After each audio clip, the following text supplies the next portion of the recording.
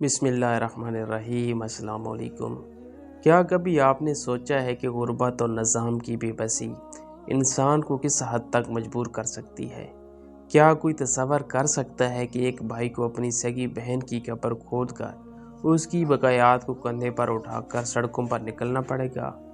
بھارت کی ریاست اڑیسہ سے سامنے آنے والا یہ واقعہ محض خبر نہیں بلکہ ہمارے معاشرے، ہماری بینکنگ نظام اور انسانیت کے منہ پر ایک زوردار تماچا ہے۔ یہ کہانی ہے جیتو منڈا نام یہ غریب اور سادہ لوح شخص کی، جس کی بہن کچھ عرصہ قبل اس دنیا سے رخصت ہو گئی تھی۔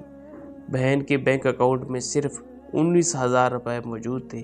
یہ رقم جیتو کے لیے محض ایک عدد نہیں تھی، بلکہ اس کی زندگی کی بقا کا سوال تھا۔ جیتو کو ان پیسوں کی سخت ضرورت تھی، لیکن اسے کیا معلوم تھا کہ اسے اپنی بہن کی میت کو دوبارہ اذیت سے گزارنا پڑے گا۔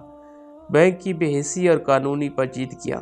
جیتو جب اپنی بہن کے پیسے نکلوانے بینک پہنچا تو وہاں اسے ہمدردی کے بجائے قانون کا واسطہ دیا گیا۔ کبھی ڈیتھ سرٹیفکیٹ کا مطالبہ، کبھی وارثوں کی لمبی فہرست اور کبھی نمبردار کی مہر۔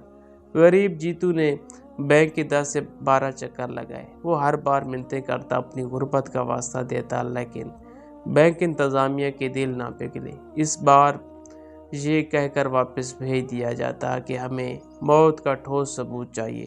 جب ذلت اور مجبوری حد سے بڑھ گئی تو جیتو کا صبر جواب دے گیا۔ وہ قانون کی پیچیدگیوں کو نہیں سمجھتا تھا، وہ بس یہ جانتا تھا کہ اسے ثبوت دینا ہے۔ وہ سیدھا قبرستان پہنچا اور اپنی بہن کی قبر کھودی اور اس کی بقایات کو ایک کپڑے میں لپیٹ کر کندھے پر اٹھا لایا۔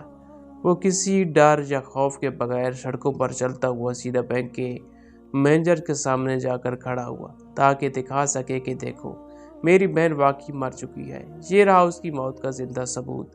اس منظر نے پوری دنیا کو ہلا کر رکھ دیا ہے۔ لوگ پوچھتے ہیں کہ کیا پیسے جمع کرواتے وقت بھی یہی سختی دکھائی دیتی ہے؟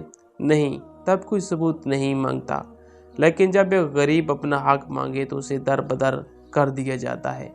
آج کا سوال یہ ہے کہ کیا پاکستان کے حالات مختلف ہیں؟ کیا یہاں بھی ایک آدمی کو اپنی ہی پیسوں کے لیے اسی طرح ذلیل و خوار نہیں کیا جاتا؟ کیا ہمارا نظام بھی اتنا ہی سنگ دل ہو چکا ہے؟